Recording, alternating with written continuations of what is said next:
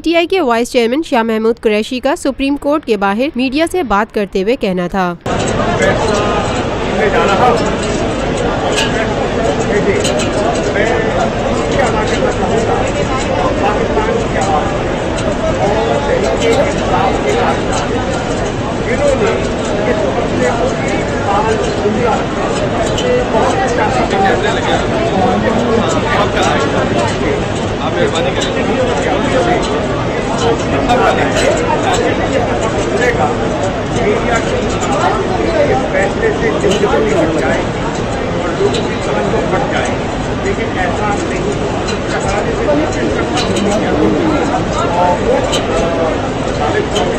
शाह महमूद कुरैशी का मजीद कहना था,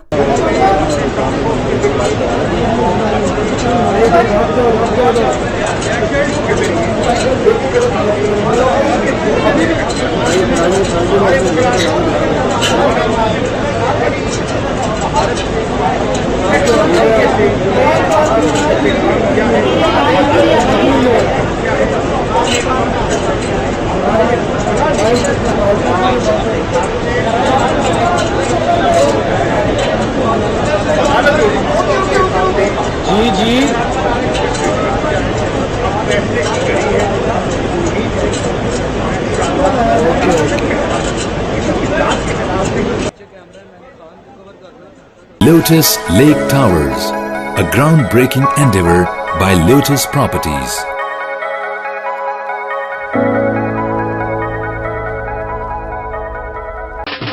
देसी खानों के मतवाले हो जाएं तैयार। पाकिस्तान का सबसे बड़ा बुफे वीकेंड आ गया है।